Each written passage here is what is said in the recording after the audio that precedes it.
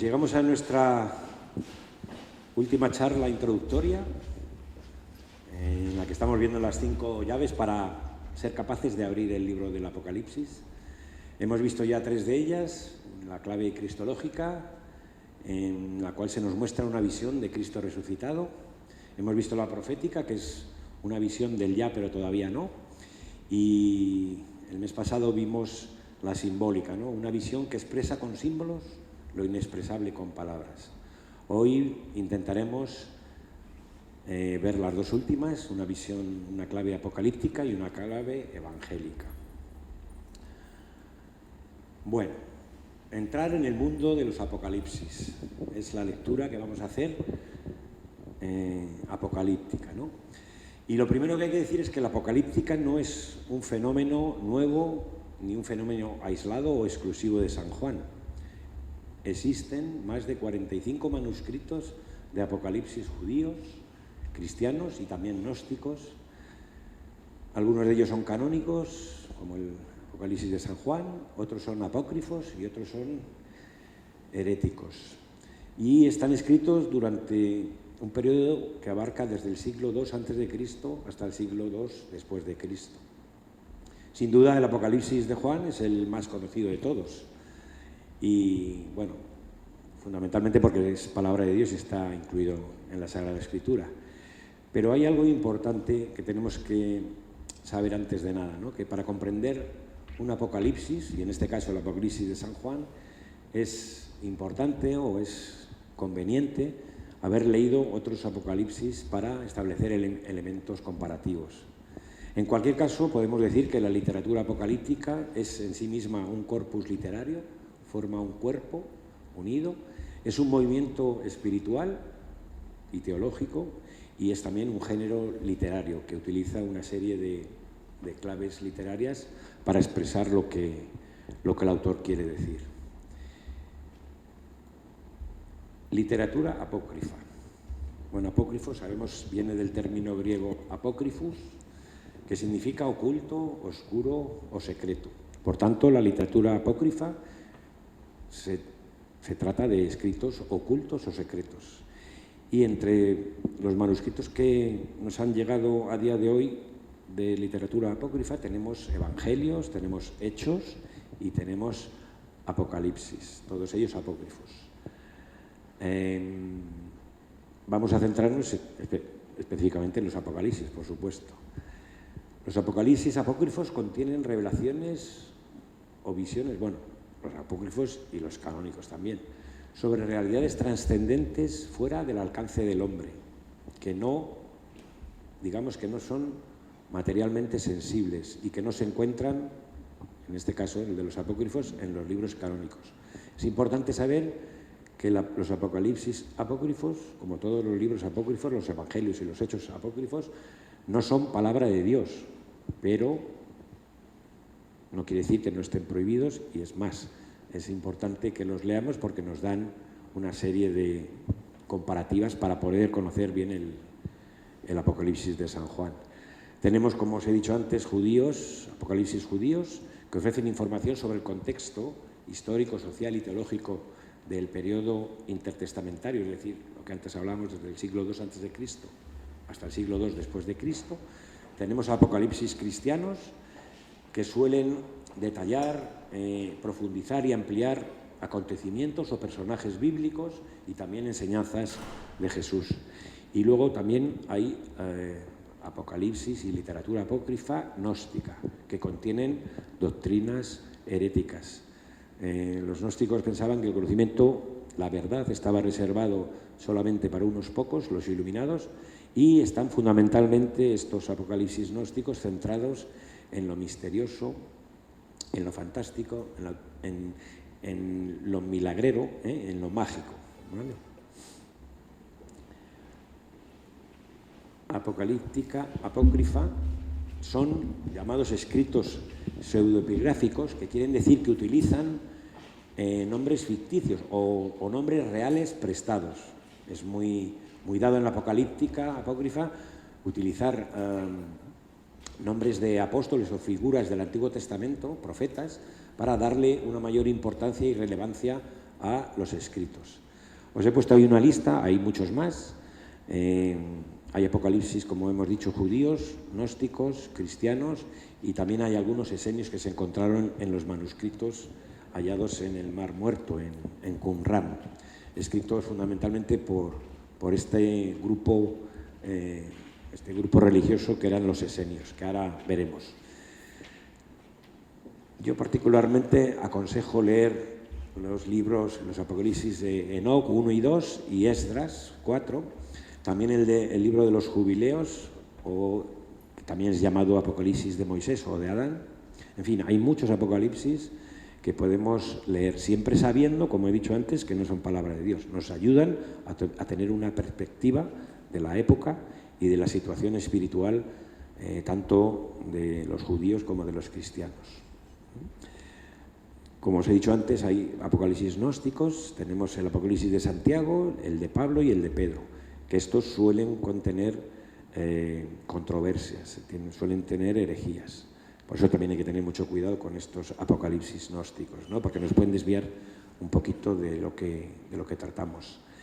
Y luego, bueno, hay algunos apocalipsis cristianos que utilizan el nombre de algunos apóstoles, como el de Pedro y el de Tomás, para, como os he dicho antes, ampliar hechos, acontecimientos, personajes o incluso discursos o palabras de Jesús.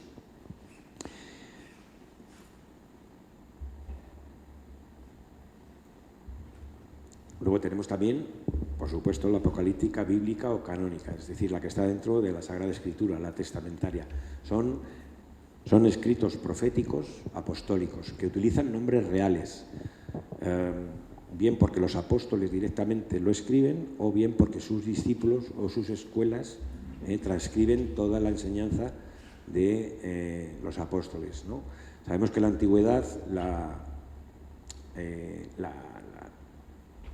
norma habitual era que los maestros enseñaran y los discípulos pues luego transcribían todas las enseñanzas, las pasaban, digamos, por escrito para que quedara constancia, ¿no? Esto en cuanto al Nuevo Testamento, también al Antiguo Testamento.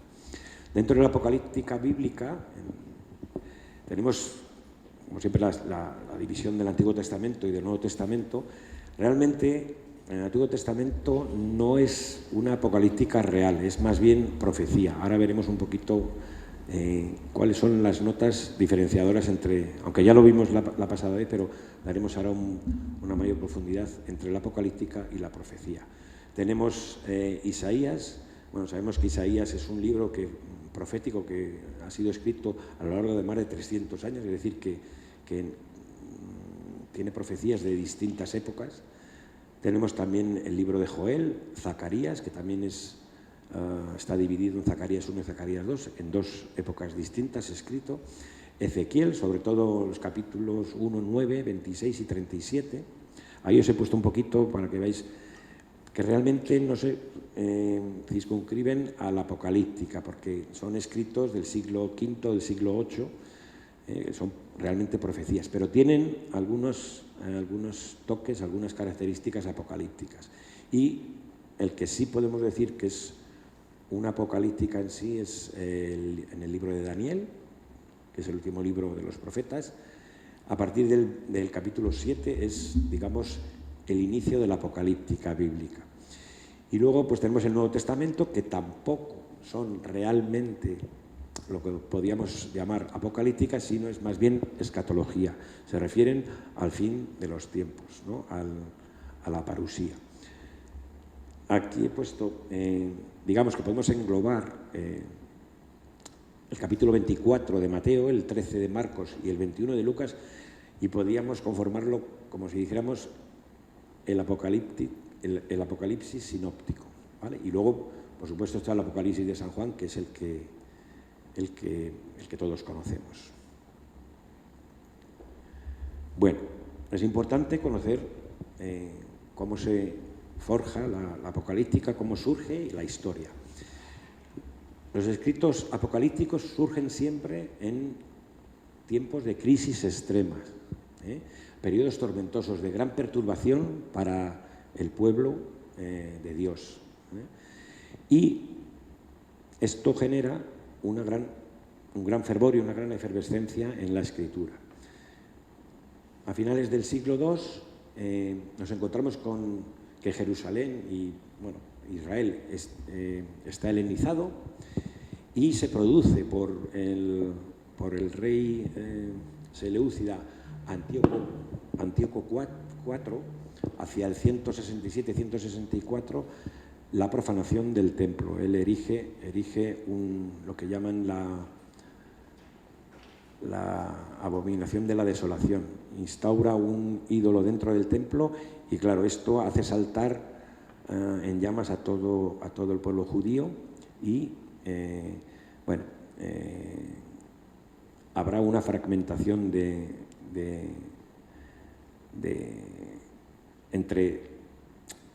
no una fragmentación, sino que habrá personas muy fervorosas, que son los macabeos, son los últimos 2 libros del Antiguo Testamento, que van a intentar mantener el fervor religioso en contra de esta irrupción en el templo del rey griego Antíoco IV, ¿no? Son los que asimismo se llamaban Hasidim, o que significa santos, ¿no? Se forman los grupos religiosos como reacción a esta intención de los reyes griegos de imponer el culto a los dioses griegos. Se forman los fariseos, se forman los celotes, incluso también un poquito más tarde se formarán los esenios. Este es el momento, finales del siglo II, fundamentalmente del apocalipsis judía y canónica. El ejemplo es el libro de Daniel. Finales del siglo I, estamos en el momento en que Pompeyo, en el 63 a.C., conquista Jerusalén y ocupa toda Palestina. Y entonces todo el poder real y sacerdotal está en manos del emperador romano. Es cuando se produce la ruptura de los esenios, que huirán a Qumran, al desierto, porque no ven con buenos ojos lo que el sacerdote Hircano II en Jerusalén está haciendo. Ve que el pueblo de Dios se está desviando y ellos quieren mantener una fe en la Torá mucho más rigurosa, ¿no? Rompen con el judaísmo oficial, se fragmenta, y aquí es cuando ya se instauran definitivamente los grandes grupos religiosos judíos, que son fundamentalmente los fariseos, los saduceos y los celotas. Este es el momento en el que hay una gran efervescencia de apocalíptica judía, toda ella apócrifa. Llegamos al siglo I, que es después de Cristo, cuando se comienzan a escribir lo que es todo el Nuevo Testamento. A finales del siglo I comienzan los problemas en las comunidades cristianas que han fundado los apóstoles, fundamentalmente San Pablo y San Juan y San Pedro, y se produce la primera sublevación judía contra el Imperio Romano. ¿Y qué hace el emperador Tito? Pues arrasa Jerusalén y destruye el templo. He puesto ahí unos datos: produce más de 1 millón de muertos judíos y 100.000, el 10% de esa cifra, son llevados como esclavos.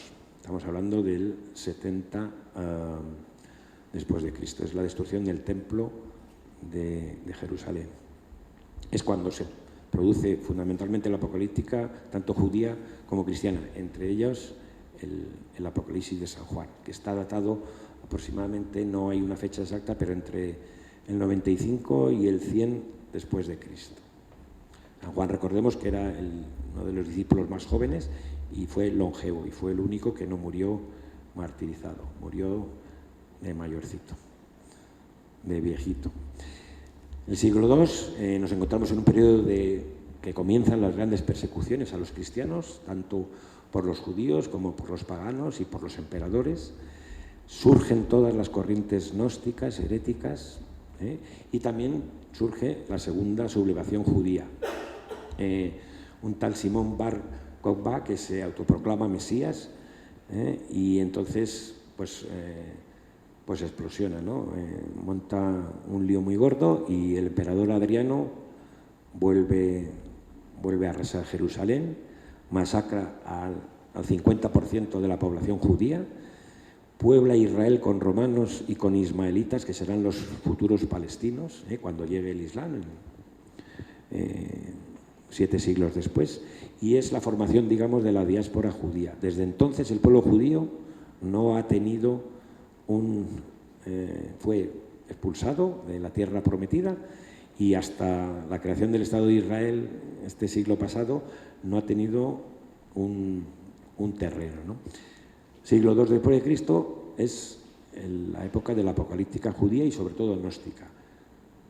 Muchos iluminados, muchos hombres que intentaban apartar a los cristianos de la fe de Cristo, comenzaron a escribir mucha literatura para intentar variar un poco pues a los conversos, ¿no? A los cristianos, y por ello, bueno, leemos, ya lo leeremos en el Apocalipsis, las famosas 7 cartas a las 7 iglesias de Asia Menor, que ocupan los capítulos 2 y 3 de Apocalipsis, que es una maravilla.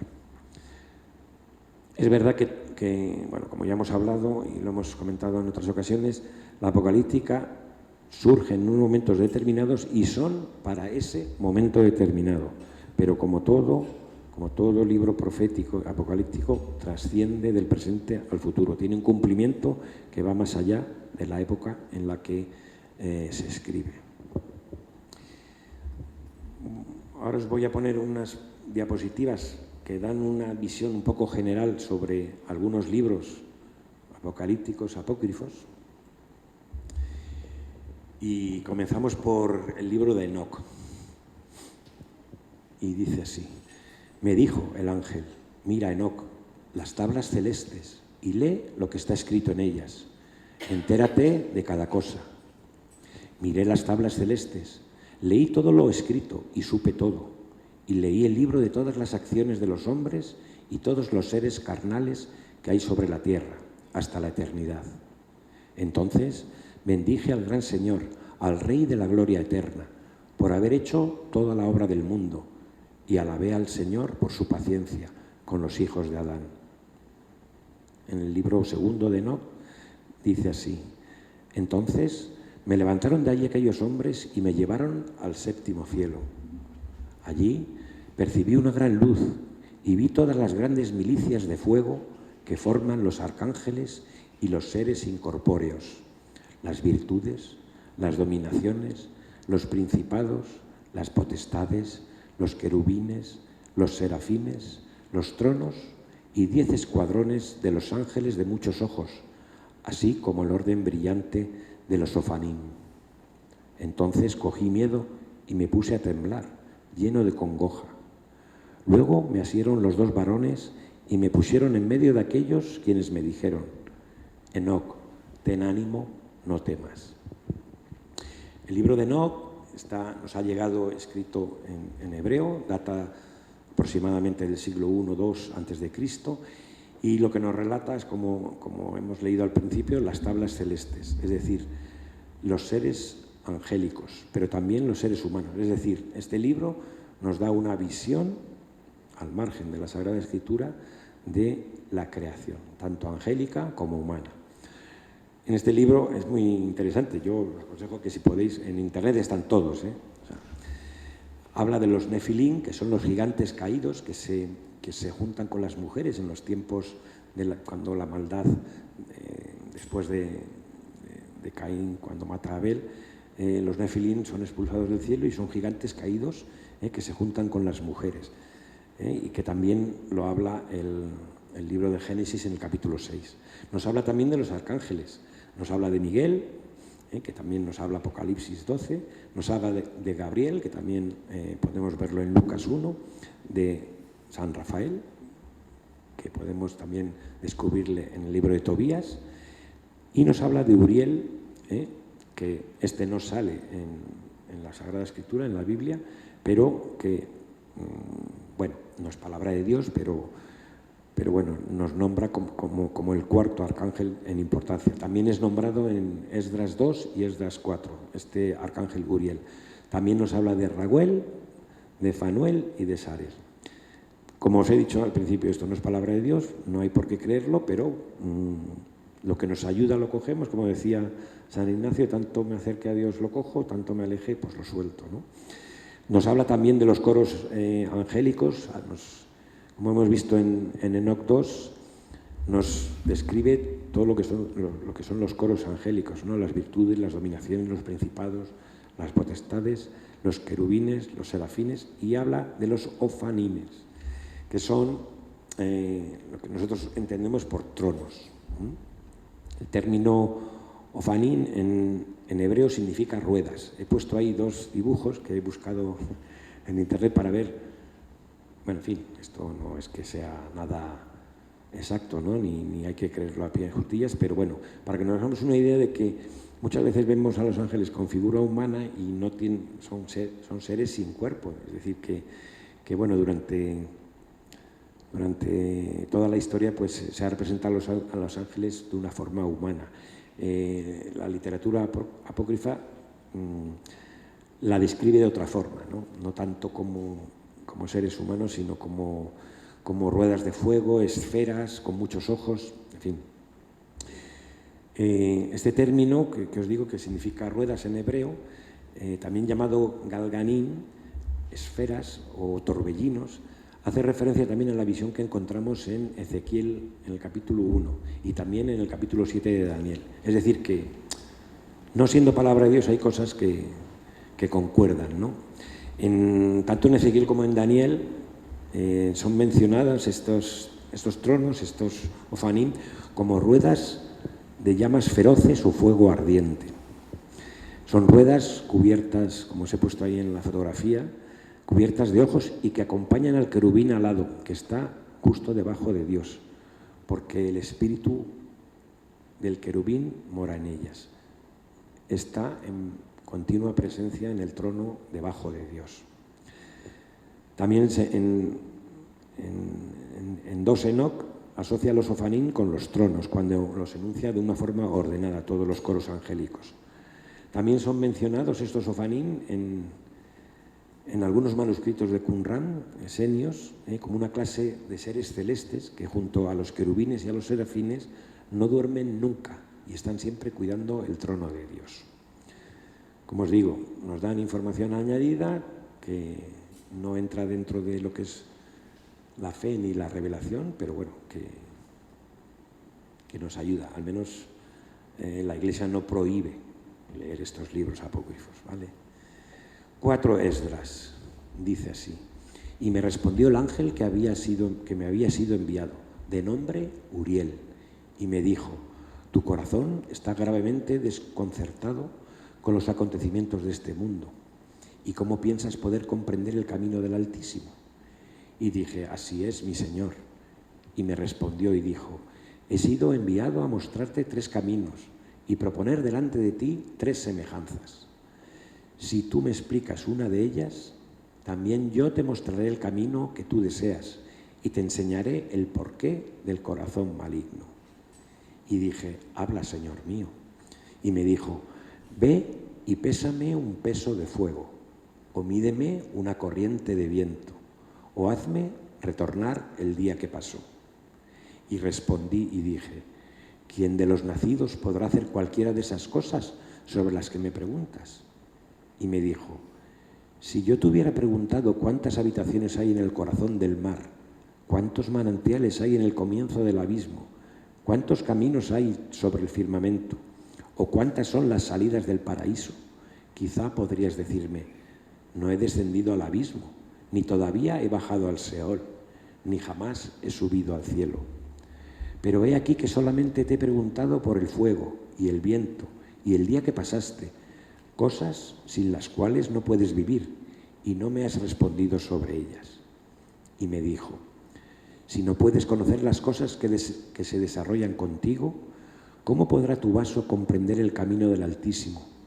O tú, que ya estás asombrado con el mundo corruptible, comprender la incorrupción. Este libro, que es también muy interesante de leer, nos ha llegado en arameo, está datado aproximadamente sobre el siglo I después de Cristo, y describe 7 visiones de Esdras. Esdras, como ya os he dicho antes, es un es un nombre no real, es un nombre ficticio que utiliza el autor para dar mayor autoridad a su escrito. Y fundamentalmente la figura más importante y sobre la que gira estas 7 visiones de Esdras es el arcángel Uriel. Bueno, en este texto que hemos leído, pues bueno, es una pequeña reflexión para que el pueblo meditara sobre la incapacidad humana de comprender los grandes misterios, los grandes planes de Dios, ¿no? Si no somos capaces de comprender lo que ocurre en nuestro mundo, ¿cómo vamos a ser capaces de entender lo que ocurre en el mundo celeste, ¿no? También tengo que deciros que en la liturgia nuestra católica se incluyen algunas oraciones de este Apocalipsis de Esdras. Por ejemplo, una que dice: una luz perpetua brillará para vosotros en la eternidad de los tiempos. Es decir, que la Iglesia también ha adoptado algunas oraciones, a pesar de ser apócrifa, para fortalecer nuestra fe, ¿no? Más literatura apócrifa, está el libro de los Jubileos, que dice: todos han obrado mal, todas las bocas profieren pecado, todas sus obras son impureza y abominación, y toda su conducta es basura, impureza y corrupción. Pues bien, la tierra será devastada por causa de todas sus obras. Este libro de los Jubileos está escrito en hebreo, hacia finales del siglo II a.C., y se cree que está escrito por un esenio o un precursor de los esenios que provocará esa ruptura, ese cisma judío, ¿no? Y anuncia para no muy tarde, más bien pronto, un periodo de corrupción generalizada y una desolación en la tierra. Quizás se está refiriendo a la rebelión de los macabeos contra los reyes helenicos, ¿no? Tenemos también el escrito de Damasco que dice así: son ellos los que se han apartado del camino. Es el tiempo del que se escribió. Como una becerra rebelde, así se rebeló Israel, cuando se elevó el hombre de burla que con sus vaticinios hizo correr por Israel aguas de mentira y los extravió en un desierto sin camino, rebajando las alturas eternas y apartando de los senderos de justicia y desplazando los límites que los mayores habían fijado en su heredad, para traer sobre ellos las maldiciones de su alianza, entregándolos a la espada vengadora de la alianza. Este escrito es un manifiesto, digamos, doctrinal, histórico también, de la comunidad esenia disidente, estos que no están de acuerdo con lo que están viendo en el pueblo judío y se retiran al desierto a vivir una vida alejada del mundanal ruido, ¿no? Posiblemente estén escritos hacia el 196 o 176 a.C. Y son muy duros con la transgresión que hacen de la alianza muchos judíos. 2 Baruch dice así: dichosos los no nacidos o que habiendo nacido murieron. En cuanto a los que vivimos, ay de nosotros, porque hemos visto las miserias de Sión y lo que ha pasado a Jerusalén. Y continúa en otro capítulo: pero ahora es el dolor infinito, es el gemido sin medida, porque tú eres próspero y Sión está desolada. Este Apocalipsis de Baruch, o 2 Baruch, es contemporáneo con el Apocalipsis de San Juan. Estamos hablando hacia finales del siglo I, en los años 90 finales, ¿no? Y lo que está haciendo es lamentarse de la destrucción de Jerusalén y de su templo. Para el autor, el dolor es tanto mayor cuanto más percibe el esplendor de Babilonia, que es, como ya sabemos, Roma, y la miseria de Jerusalén. Bueno, estos son algunos de la literatura apócrifa judía, y vamos a pasar a la apocalíptica bíblica. Como os he dicho antes, realmente la única literatura considerada apócrifa del Antiguo Testamento es el capítulo 7 de David, que dice así: y en mi visión nocturna vi venir una especie de hijo de hombre entre las nubes del cielo. avanzó hacia el anciano y llegó hasta su presencia. A él se le dio el poder, honor y reino, y todos los pueblos, naciones y lenguas lo sirvieron.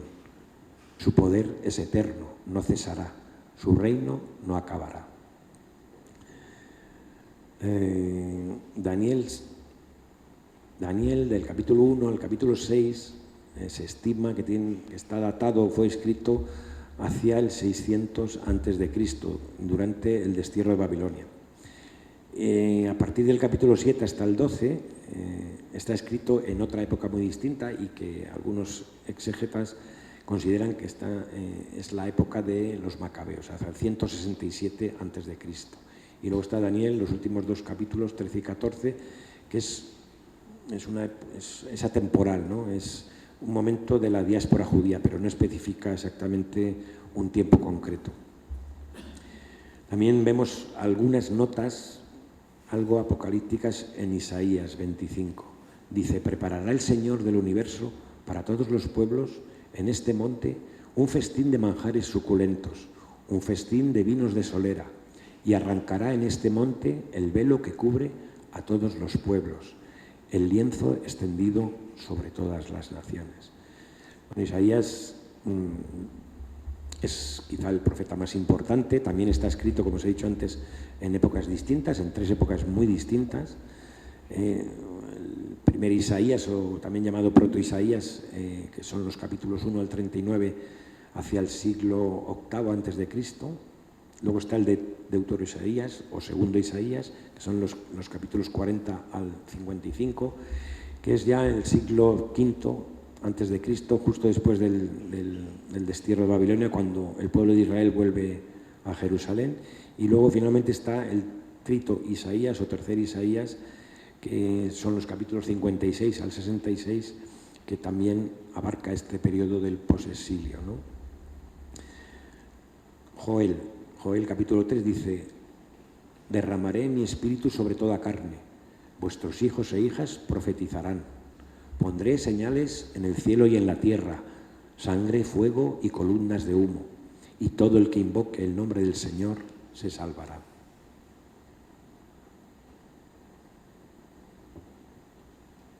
Joel también podemos enmarcarlo en una temporalidad, no especifica exactamente un momento, es un momento de crisis, pero ahora vemos la diferencia entre Daniel y estos tres ejemplos que os he puesto, con ciertas notas apocalípticas, pero que realmente son profecías. Zacarías, que también está dividido en Zacarías 1, Zacarías 2, del 1 al 8 y del 9 al 14. El primer Zacarías habla en un momento posterior al exilio de Babilonia, también cuando vuelve el pueblo de Israel a Jerusalén, y Zacarías 2, que es del capítulo 9 al 14, también es un marco atemporal. Muchos profetas, bueno, o porque no tenemos un manuscrito que nos diga exactamente la época en la que se escribió, a la que se refiere, muchas de estas profecías son atemporales, no son específicas de un momento histórico específico. Algunos estudiosos piensan que Zacarías 2 está hablando sobre la época persa o quizás sobre la época griega. Pero si os fijáis en la diapositiva, la diferencia entre Daniel y los otros tres profetas, Isaías, Joel y Zacarías, es que Daniel no habla en futuro. Dice: mi visión nocturna vi venir una especie, avanzó hacia el anciano, no está hablando en futuro. Sin embargo, los otros tres sí que, como toda profecía, habla para el presente, pero trasciende al futuro. Preparará el Señor, derramaré mi espíritu, el Señor aparecerá sobre ellos. Ahí vemos un poquito algunas notas diferenciadoras entre lo que es apocalíptica o principio de apocalíptica, como el libro de Daniel, y lo que es profecía no tanto apocalíptica. Entramos en el Nuevo Testamento y también, como os dije antes, no es en sí misma una apocalíptica, es más escatología, se refiere al fin de los tiempos, ¿no? Dice el Evangelio de Marcos: Y esto, ahora lo veremos, guarda mucha relación con el Apocalipsis de San Juan. Marcos, Mateo y Lucas evidentemente están escritos antes que el Apocalipsis de San Juan. Y dice Marcos: en aquellos días, después de esa gran angustia, el sol se oscurecerá, la luna no dará su resplandor, las estrellas caerán del cielo, los astros se tambalearán. Entonces verán venir al Hijo de Hombre sobre las nubes con gran poder y gloria. Enviará a los ángeles y reunirá a sus elegidos de los cuatro vientos, desde el extremo de la tierra hasta el extremo del cielo. El cielo y la tierra pasarán, pero mis palabras no pasarán. En cuanto al día y la hora, nadie lo conoce, ni los ángeles del cielo, ni el Hijo, solo el Padre. Estad atentos, vigilad, pues no sabéis cuándo es el momento. Velad entonces, pues no sabéis cuándo vendrá el Señor de la casa, si al atardecer o a medianoche, o al canto del gallo o al amanecer. No sea que venga inesperadamente y os encuentre dormidos. Lo que os digo a vosotros, lo digo a todos. Velad. Es tremendo Marcos. Dice Mateo: inmediatamente después de la angustia de aquellos días, el sol se oscurecerá, la luna perderá su resplandor, las estrellas caerán del cielo y los astros se tambalearán. Entonces aparecerá en el cielo el signo del Hijo del Hombre. Todas las razas del mundo harán duelo y verán venir al Hijo del Hombre sobre las nubes del cielo con gran poder y gloria. Enviará a sus ángeles con un gran toque de trompeta y reunirán a sus elegidos de los cuatro vientos, de un extremo al otro del cielo. Acabamos con Lucas, que dice en el capítulo 11: habrá signos en el sol y la luna y las estrellas, y en la tierra angustia de las gentes, perplejas por el estruendo del mar y el oleaje, desfalleciendo los hombres por el miedo y la ansiedad ante lo que se le viene encima al mundo, pues las potencias del cielo serán sacudidas. Entonces verán al Hijo de Hombre venir en una nube con gran poder y gloria. Vemos cómo prácticamente los tres evangelistas cuentan casi con las mismas palabras. Por eso estos fragmentos de Marcos 13, de Mateo 24 sobre todo, y de Lucas 21 forman lo que podríamos llamar el Apocalipsis sinóptico, ¿vale? Y que están muy relacionados con las visiones que tiene San Juan y que expresa en su Apocalipsis. Bueno, viendo todo esto, que hemos dado un repaso así un poquito rápido, tanto los escritos proféticos como los escritos apocalípticos son escritos de revelación. En los profetas tienen visiones, oráculos, pero la diferencia es que los profetas son hombres de palabra. No suelen ser ellos los que escriben, ponen por escrito todas sus visiones y sus oráculos. Son más bien sus discípulos los que en el momento o tiempo después lo ponen por escrito. Sin embargo, los apocalípticos tienen también visiones, revelaciones, pero son hombres de escritura. Son ellos mismos los que ponen por escrito esas cosas secretas o inaccesibles para muchos. Bueno, inaccesibles hasta cierto punto, porque reciben la orden de escribir inmediatamente, como veremos en el Apocalipsis de San Juan. El Apocalipsis de San Juan pues entra dentro de lo que es la apocalíptica, ¿no? Judía, abundancia de visiones. Ahí os he puesto algunos de los capítulos y también las 7 visiones finales con las que se cierra el libro, ¿no? Denota una urgencia de ponerlas por escritos. El Señor, el ángel que le está mostrando todo a San Juan en el capítulo 1, le dice: ponlo por escrito, y ahí enlaza en los capítulos 2 y 3 con las 7 cartas a las 7 iglesias. Tiene una orden urgente de ponerlas por escrito. Y en el Apocalipsis de San Juan sus visiones no son secretas. El capítulo 22, el último capítulo del Apocalipsis, dice, da como, digamos, una solemnidad: no selles las palabras proféticas de este libro. Le da una orden específica, ¿vale? Es decir, dalas a conocer. Esa es un poco la diferencia con los apocalipsis gnósticos que guardan la información, el conocimiento para unos reservados, para unos pocos iluminados, ¿no?, que están por encima. De ahí que vinieron muchas herejías de que la salvación era para unos pocos y no para la universalidad, ¿no?, para todo el mundo. Bueno, ya veremos lo de las cartas, porque a mí los capítulos 2 y 3 es una de las partes fundamentales del Apocalipsis que me apasionan, porque es que nos habla a cada uno de nosotros, ya lo veremos. Vale, esta diapositiva la he titulado El eclipse de Juan. Comienza el capítulo primero del Apocalipsis diciendo: yo, Juan, hermano vuestro, que por amor a Jesús compartió con vosotros la tribulación, el linaje y la espera paciente del reino. La diferencia de Juan con respecto a otros apocalipsis judíos es, primero, que no es un personaje del pasado, ni es un profeta del Antiguo Testamento, ni es ficticio, ni aporta anécdotas o escenas milagreras, por decirlo así, un poco extrañas, ¿no? Él mismo Juan es signo de solidaridad en la tribulación y en la fe. Él mismo se quita de en medio y dice: yo soy como vosotros, yo no soy un iluminado, alguien al que se ha dado un conocimiento para guardárselo, sino para darlo a los demás, ¿no? Juan se borra por completo tras el mensaje que él pone por escrito y se pone al servicio del misterio que está viendo. Es el Apocalipsis de Jesucristo, no el de San Juan. Otro detalle importantísimo del Apocalipsis de San Juan es que tiene todas las visiones el mismo día, el día del Señor. Lo dice en el capítulo 1, versículo 10.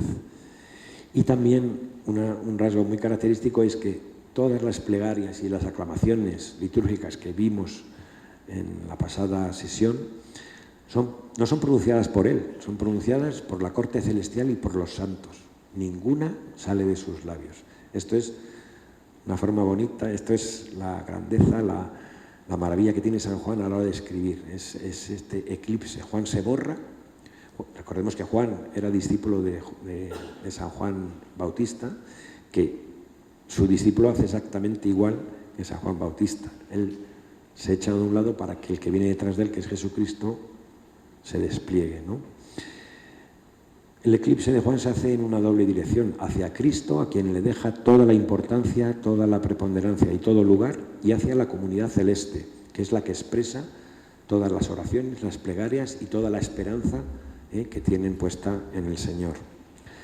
Y es que Juan no tiene nada de superhéroe ni es un intercesor en favor del pueblo. Es, como él mismo dice, siervo y hermano. Y nos lo está diciendo a nosotros, no solo a sus contemporáneos judíos. Bueno, no sé cómo vamos de tiempo, es que esto es tan imposible hacerlo. Bueno, a ver si puedo hacerlo un poco más rapidito. Vamos a dar un repaso rapidito a la última clave. El Apocalipsis, una buena noticia. Esta es la lectura, la clave evangélica. El Apocalipsis de San Juan, junto a los Evangelios, los Hechos de los Apóstoles y todas las cartas de San Pablo, fue acogido desde el principio por todos los cristianos, todas las iglesias, las comunidades cristianas de los 2 siglos primeros como un escrito importante, inspirador y necesario para alimentar la fe y la esperanza cristiana. Eran momentos muy convulsos, el maestro había muerto ya hace tiempo y pues entran todos los ataques, tanto internos como externos, ¿no? Sin embargo, el Apocalipsis es una feliz noticia que recorre todo el libro. Están 7 bienaventuranzas, ahí os he puesto todas ellas donde aparecen, desde el primer capítulo hasta el último, 7 aventuranzas, plenitud de dicha, plenitud de felicidad. El Apocalipsis, lo repetiremos 1.000.000 de veces, no es un libro del fin del mundo, es un libro de felicidad. Lo que trata de expresarnos es que el cristiano tiene que estar feliz. El ser discípulo de Cristo supone una vocación, una llamada a ser felices, no todo lo contrario. Por eso muchas veces el Papa dice que el cristiano no puede tener cara de acelga, no puede estar amargado. Los cristianos tenemos que estar felices y orgullosos de nuestra esperanza. No tenemos que ser apocados y que nos dé vergüenza expresar nuestra fe, tanto en público como en ambientes cercanos o familiares, ¿no? No tenemos nada que ocultar. Lo que el Señor nos ofrece es la felicidad absoluta, ¿vale? El Apocalipsis no anuncia catástrofes, no habla de calamidades sobre el fin del mundo como tanta película y tanto libro nos ha hecho ver. Ya lo hemos estado viendo durante esta introducción, las desgracias y las tragedias que fundamentalmente muchas de ellas son simbólicas, aunque algunas son reales, pero la mayoría son reales. Ahí os he puesto los capítulos donde aparecen todas las desgracias. En realidad están evocando las 10 plagas de Egipto. Son precursoras, aunque son, digamos, la antesala de una nueva y definitiva liberación del pueblo de Dios. Porque nosotros estamos en un segundo y definitivo éxodo y hay que pasar por tribulaciones, por desgracias, y luego por desierto para luego alcanzar la tierra prometida. Sin embargo, su alcance, el alcance de las tragedias, muchas de ellas reales, otras simbólicas, su alcance en el espacio y en el tiempo es siempre limitado. Dios no deja nunca un poder absoluto ni un desencadenamiento total del mal. Dios restringe. Lo veremos cuando hable con los números que ya vimos en la pasada sesión, por un tiempo limitado. Cuando hable de ciertas cifras, lo veremos. Y los agentes destructores que veremos en el Apocalipsis, la bestia, la ramera, el dragón, no dominan la historia. Y por último, importante, las desgracias no son castigos de Dios, nunca. Dios no puede negarse a sí mismo. Dios es amor, no puede desear desgracias. Dios desea siempre felicidad. Las desgracias siempre son debidas a la maldad humana. Pero lo importante es que Dios nos dice, a pesar de eso, no son ni la primera ni la última palabra de la historia. Os he puesto aquí un poco la correspondencia de lo que son las plagas que tienen su correlación con muchos de los dioses egipcios, y os he puesto una foto del ángel de la muerte que habla el Éxodo, que es el arcángel Azrael, que significa ayuda de Dios, o ángel exterminador, que en algunas traducciones aparece, ¿no? Es el jefe de las potestades y aparece también en el libro apócrifo de Enoc. Bueno, esto es una curiosidad parroquial. Bueno, termino ya y vamos con preguntas. Vale, como antes os he dicho, el Apocalipsis de San Juan es una cierta prolongación del Apocalipsis sinóptico, ¿no? Son los sinópticos y el Apocalipsis de San Juan se hacen eco de las preocupaciones que tienen los apóstoles por la situación de crisis extrema que están viviendo los judíos, ¿no? Y fundamentalmente por la parusía, por la venida del Señor. Ante tan multitud de desgracias, lo que esperan es la venida inmediata de Cristo, que luego también, entre ellos San Pablo, tendrá que escribir a algunas iglesias de Asia Menor diciendo que la venida de Cristo no es inminente. En fin, se organiza una buena, ¿no? Ante una situación tan terrible que vive, en este caso ahora ya el pueblo cristiano, pues incluso muchos se entregan voluntariamente al martirio, y Pablo muchas veces tiene que decirles, no es así como funciona Dios, no hay que ofrecerse voluntariamente al martirio. Si mueres por causa de Cristo, tienes ganada la corona de la vida, pero no hay que ofrecerse. Es decir, bueno, esto es una anécdota. Aunque los apóstoles están preocupados por la situación tan terrible que está viviendo el pueblo de Dios, un pueblo fiel que muchas veces no entiende por qué vienen esas desgracias, por qué es asolado Jerusalén y el templo. Sin embargo, Jesús no habla del cuándo ni el cómo, sino de la hora. En Marcos, hemos leído antes, Marcos capítulo 13, dice, velad.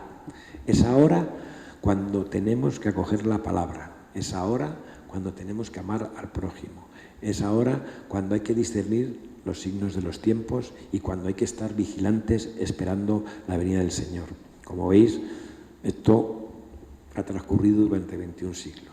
Pero bueno, como Dios es eterno, solo Él sabe el momento de la llegada del Hijo del Hombre entre las nubes, ¿no? Es importante, el fin no se deja en manos de la locura del hombre, sino que reposa en las manos de Dios, cuyo proyecto, cuyo fin último es la salvación de toda la humanidad, paganos, judíos, cristianos. Y Jesús lo que hace es invitarnos a mirar hacia el cumplimiento definitivo de la salvación. En Marcos, el mismo capítulo 13, dice, como repito otra vez, entonces verán al Hijo del Hombre entre nubes con gran poder y gloria. Él enviará a los ángeles y reunirá los 4 vientos, de los 4 vientos a sus elegidos, desde el extremo de la tierra al extremo del cielo. El Señor nos dice que a pesar de las tribulaciones, que a pesar de las persecuciones, que a pesar de un momento catastrófico de todo tipo, tenemos que tener nuestra mirada fija en el cumplimiento de la voluntad de Dios, que es la salvación de toda la humanidad. Y es que lo esencial está por venir. Jesús, ya lo veremos cuando leamos el Apocalipsis, deja claro que el mundo tal y como lo conocemos va a ser transformado radicalmente. Habrá signos en el cielo y en la tierra, pero dice, todavía no será el fin. Nos está poniendo la mirada en que lo esencial está por venir. Es el ya, pero todavía no. Tenemos que fijar la mirada más allá del tiempo presente. Y es que Jesús muchas veces utiliza muchas metáforas, muchas parábolas, muchas comparaciones. Habla de parto, ¿no?, para hablar del fin, ¿no? Todo esto, dice Mateo 24, será el comienzo de los dolores de parto. Dolores de parto que anuncian una próxima liberación, un nacimiento nuevo, ¿no? Cuando empiecen a suceder estas cosas, cobrad ánimo y levantad la cabeza, porque se acerca vuestra liberación. Lejos de generar miedo, la perspectiva del fin es radiante, es de dicha, de felicidad, porque la voluntad de Dios está llegando a su cumplimiento. El fin, juicio, salvación. Pues lo que nos presenta Apocalipsis es una visión de la salvación universal. En el saludo en el saludo inicial, en las cartas a las 7 iglesias, en todas las aclamaciones litúrgicas que abarcan todo el libro, se abren a una salvación gratuita. Las cartas a las 7 iglesias nos llaman a la conversión. Es decir, Dios siempre repite lo mismo.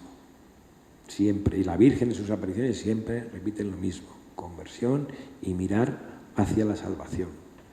Siempre nos da esperanza, a pesar de que está dejando que el mal actúe por un tiempo determinado. Como veíamos, la cifra de 144.000 designa la universalidad de la salvación, aunque ya la veremos más detenidamente.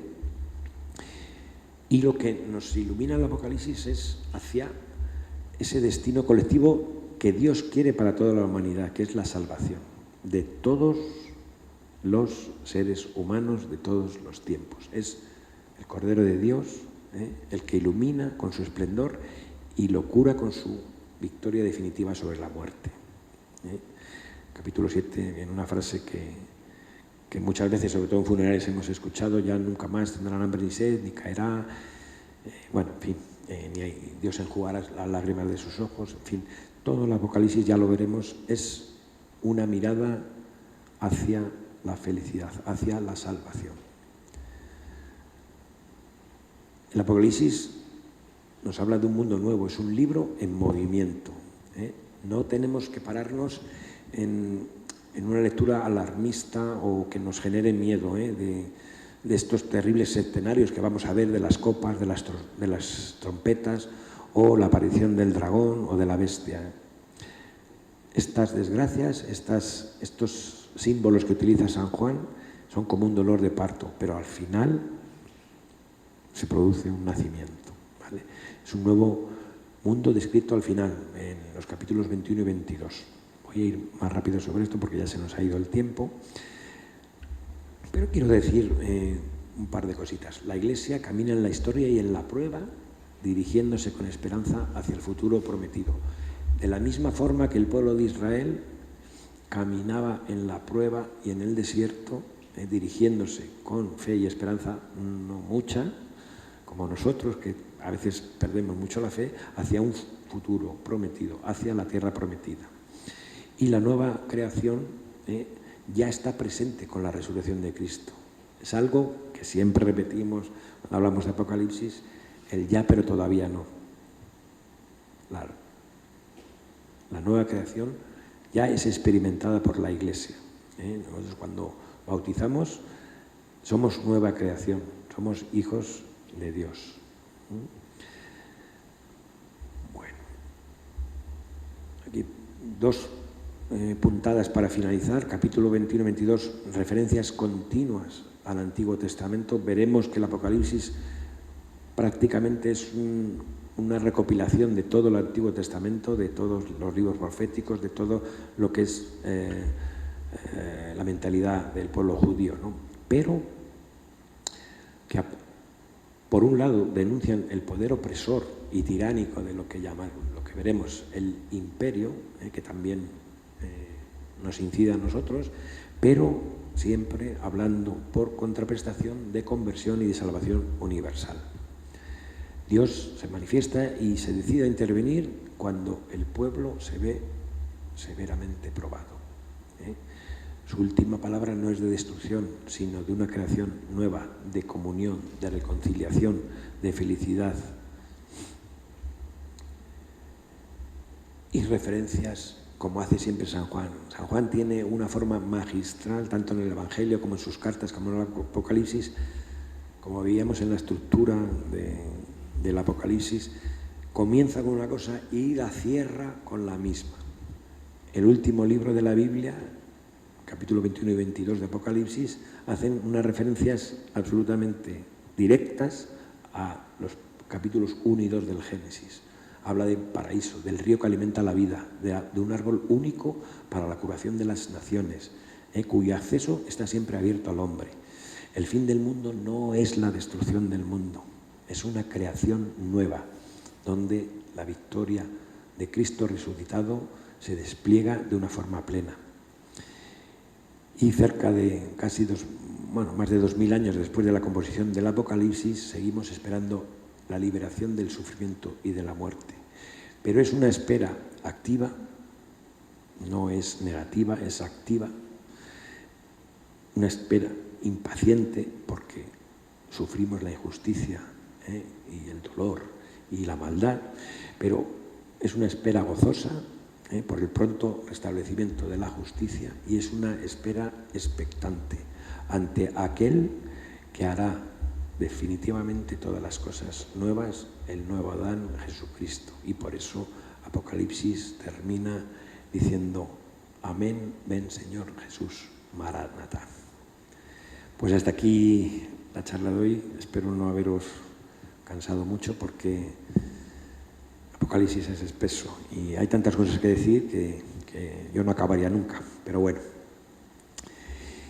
Nada, pasamos, si queréis hacer alguna pregunta. No sé qué pasa ahora.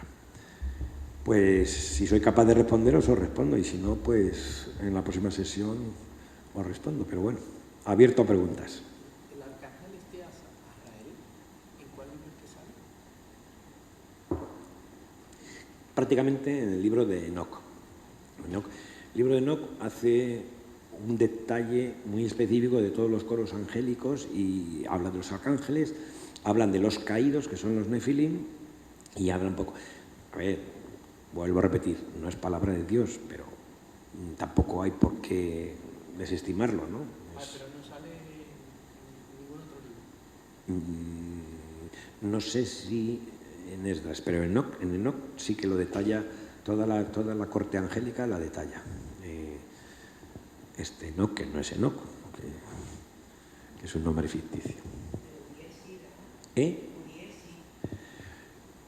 No, Uriel nos viene por la literatura apócrifa, igual que los padres de la Virgen también nos viene por literatura apócrifa, y sin embargo nadie pone pegas. Quiero decir que no todo lo que podemos leer en la literatura apocalíptica apócrifa es una herejía, o sea, nos ayuda, nos da información añadida, pero lo principal de la palabra de Dios es que no quiere ser un tratado histórico o científico.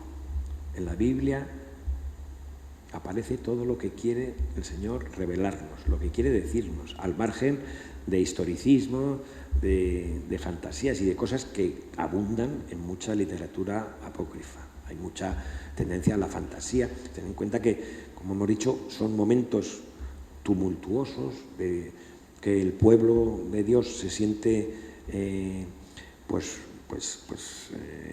muy invadido, muy perseguido, y entonces hay un fervor en exceso que a veces raya con lo fantasioso, con lo anecdótico, con lo milagrero, y ahí, pues si te vas desviando, pues te sales del camino. Pero vamos, es una maravilla que tengamos estos manuscritos apócrifos, porque nos dan una visión más extendida, porque muchas veces los seres humanos lo que queremos es información de ¿pero qué pasaba allí?, ¿no? Y por eso Uriel no aparece, solo los 3 arcángeles aparecen en la Biblia, en los libros que antes he comentado, que es Miguel, Gabriel y Rafael. Rafael en Tobías, Gabriel en la Anunciación y Miguel en el Apocalipsis como el jefe de las milicias celestiales. Pero bueno, no hay por qué negar que haya otros arcángeles y que tengan nombres. Todos los nombres, además, de alguna forma encaja, porque todos estos nombres de los arcángeles tienen un significado. Tanto de Gabriel, Miguel y Rafael y Uriel, todos tienen el significado que siempre va unido a Dios. ¿La Virgen María tiene algún papel? ¿Se la menciona metafóricamente en el Apocalipsis? Esta es una de las grandes preguntas que han llenado muchos libros. Hay una intención de hablar de María, pero también trasciende más allá y simboliza evidentemente lo que es la Iglesia de Cristo. Lo veremos cuando vayamos a los grandes signos en el cielo, y se refiere a la mujer, pero simbólicamente está refiriéndose a lo que es el cuerpo de Cristo, que es la Iglesia.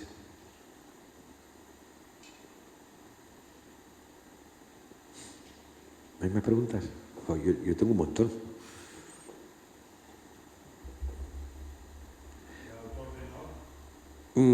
Son autores pseudoepigráficos, no son conocidos.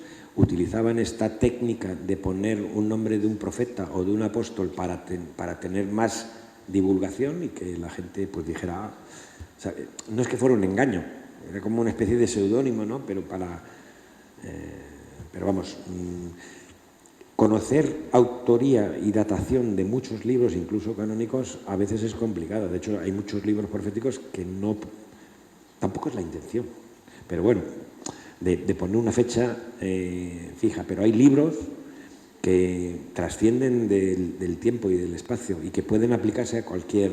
Hay libros pequeños, los libros pequeños de Ruth, de Esther, en fin, trascienden, no son de una época específica. Dios lo ha querido así. Yo no sé por qué lo ha hecho, pero lo ha hecho así. Y la Iglesia ha recibido esos libros, y no porque lo haya decidido ella, sino porque los ha recibido de Dios, y como tal, desde siempre se han considerado que son palabra de Dios. Esa es la diferencia con los apócrifos. Sí, claro. Los siguen. es literatura suya, es como aquí seguimos el Quijote, que no lo seguimos nadie, pero... pero ahí está.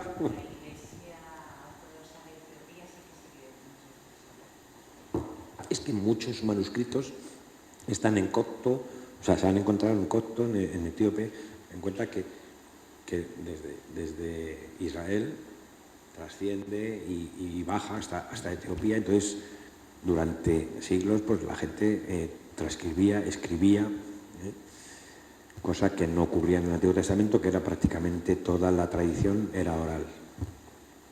Hasta, como dijimos, Salomón, que por temas administrativos del reino empieza a poner por escrito pues muchas leyes y también muchos libros de la Torá, del Antiguo Testamento. Dime. Yo quería preguntarte, ¿Jesucristo hablaba en arameo o en hebreo? Pues mira, yo no estaba allí, pero es de suponer, y no hay por qué pensar otra cosa, que hablaba arameo. Arameo. ¿Y los apóstoles? También. También. Es que el hebreo fue una lengua que se perdió, y luego se entremezcló a raíz del destierro babilonio. Entonces, en la Jerusalén del siglo I se hablaba arameo.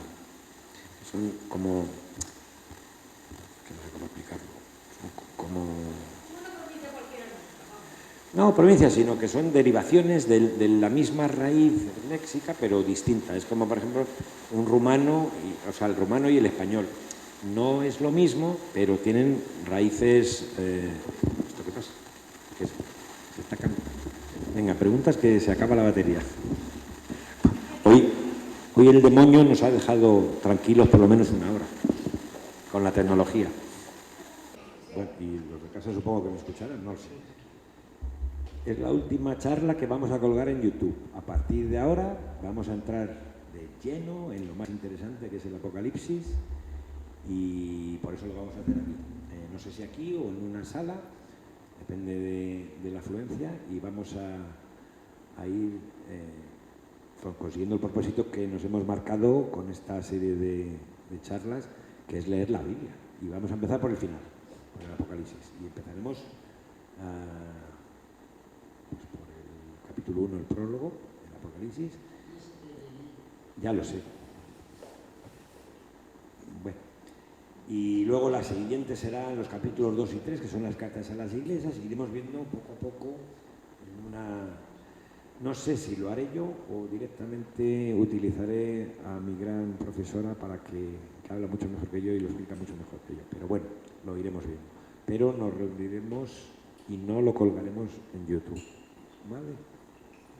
Es para que compartamos, meditemos, preguntemos, y por eso os animo a todos para que a partir de entonces, si queréis profundizar en el misterio de Dios, del Apocalipsis, pues que lo comentemos aquí in situ, entre buenos cristianos.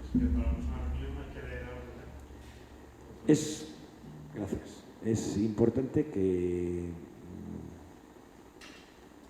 nos leamos el capítulo 1.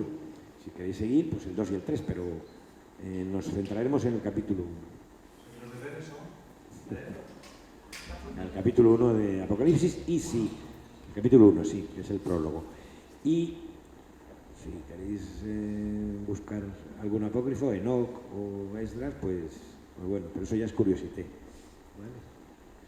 Pues nada, gracias a vosotros por los que habéis venido hasta la parroquia, y a los que nos ven a través de la cámara, pues nada, es lo mismo de siempre. Gracias por vuestro seguimiento. Gracias por vuestros likes. Acordaros de dar likes, que no os acordáis nunca. Y también es importante que nos suscribamos, ¿no? Es gratis, no compromete a nada, os suscribís y así vamos creciendo en nuestro canal de YouTube Vida Parroquial de nuestra parroquia Beata Mariana Movas. Gracias de nuevo, y a los que no habéis venido hoy aquí, el próximo mes os esperamos aquí, ¿vale? Muchas gracias.